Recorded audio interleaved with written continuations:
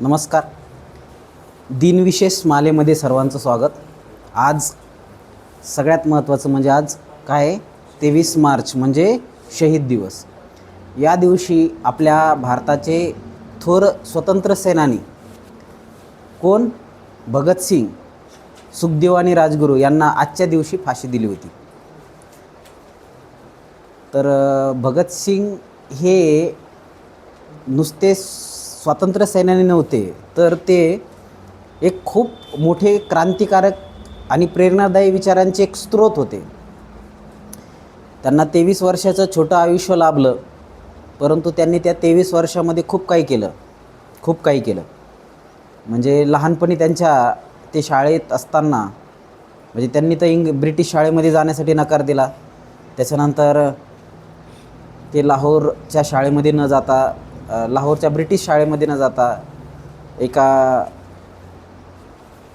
हिंदू पद्धतीच्या किंवा भारतीय परंपरेच्या शिक्षण संस्थेमध्ये त्यांनी शिक्षण घेतलं. आणि ते घेत असताना तिथूनच जवळ जालियनवाला बाग हत्याकांड झालं. आणि त्या हत्याकांडामध्ये जनरल डायरने काय केलं, खूप लोकांचा नाहक बळी घेतला. जे लोक आंदोलनासाठी एकत्र आले होते त्यांचा बळी तिथे घेतला गेला. आणि ती घटना यांच्या जीवनामध्ये एक खूप मोठी क्रांतिकारक घटना त्यांच्या जीवनामध्ये घडली. त्यांनी तिथली रक्ताळलेली माती एका बॉटलमध्ये भरली, काचेच्या बाटलीत भरली आणि ती घरी आणली. आणि असं प्रण घेतलं की या मातीसाठी मी पण माझं सर्वोच्च बलिदान देईन. आणि अशी प्रतिज्ञा करून त्यांनी स्वातंत्र्य संग्रामामध्ये खूप मोठं योगदान दिलं. शालेय जीवनामध्ये असताना त्याच्यानंतर थोडे ते पुढं झाले तर मग महात्मा गांधींच्या काँग्रेसच्या चळवळीमध्ये, असहकार चळवळीमध्ये त्यांनी पार्टिसिपेट केलं, भाग घेतला. त्याच्यानंतर त्या चौरी चौरा हत्याकांड जे झालं त्याच्यामुळं असहकार चळवळ थांबली आणि हे विचार भगतसिंगाला आवडले नाही आणि त्यांनी त्या विचारापासून फारकत घेऊन एक संघटना स्थापन केली.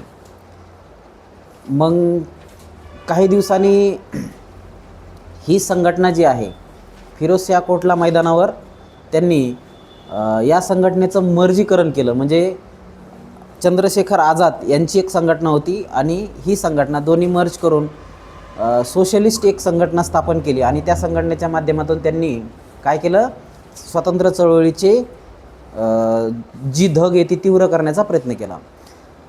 यातच लाला लजपत राय यांना लाठी हल्ल्यामध्ये त्यांचा खून एका ब्रिटिश अधिकाऱ्याने केला. ज्या अधिकाऱ्यांनी त्या सूचना दिल्या होत्या त्या अधिकाऱ्याला ठार मारण्याचं त्यांनी ठरवलं.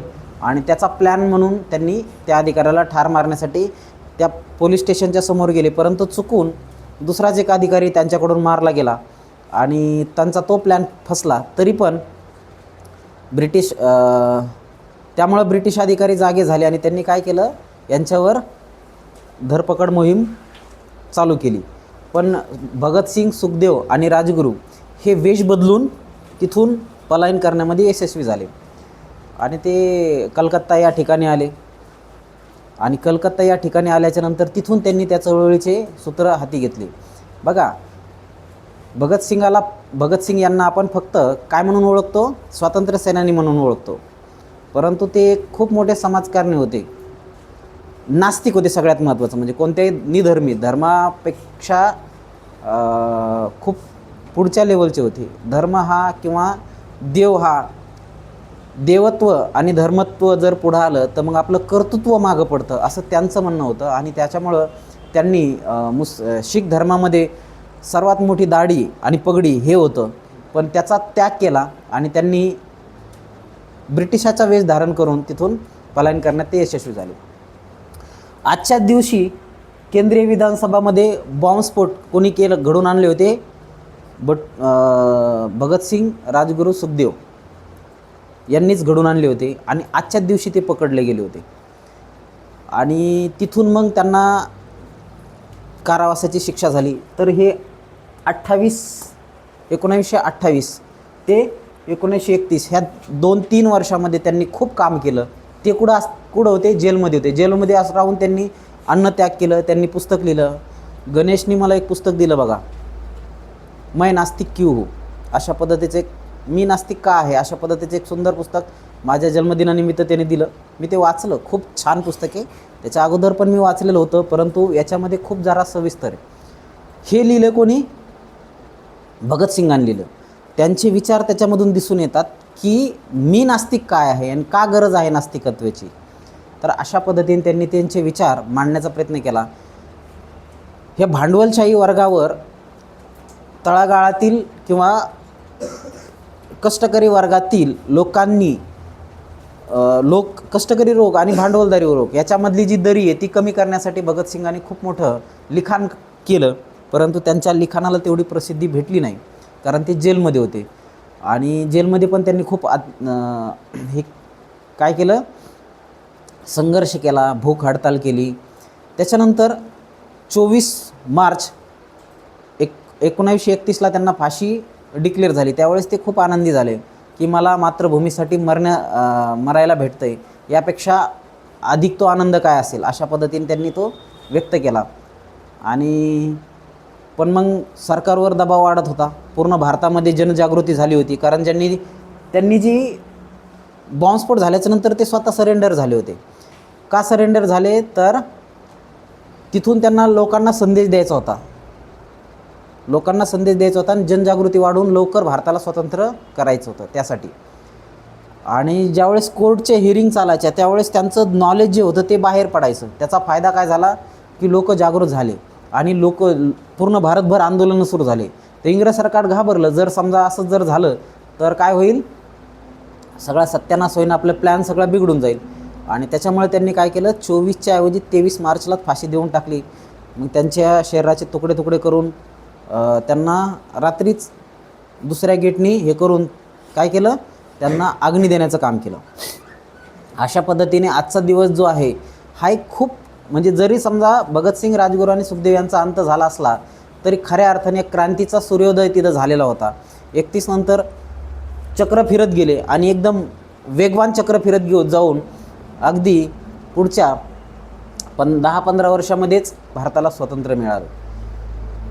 आणि अशा पद्धतीने हा आजचा शहीद दिवस त्यांच्या विचारांना अभिवादन करण्यासाठी असतो. त्याच्यानंतर या दिवशी त्यांनी विधानसभेमध्ये बॉम्ब टाकले होते.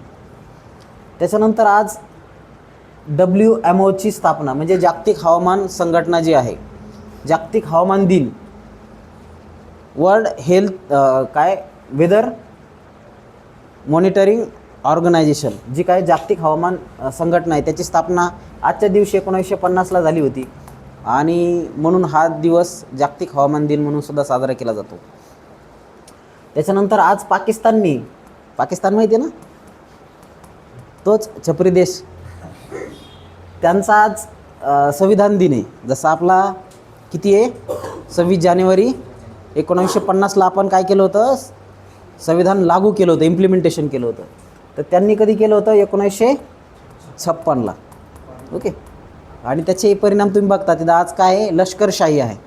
आपल्याकडं लोकशाही आहे, तिथं पण लोकशाही आहे, पण लोकशाहीमध्ये काय केलं त्यांनी, लष्करशाहीमध्ये, कारण त्यांच्याकडे तेवढं प्रभावी संविधान नव्हतं. संविधानाची तुलना नाही करायला पाहिजे, परंतु एका विशिष्ट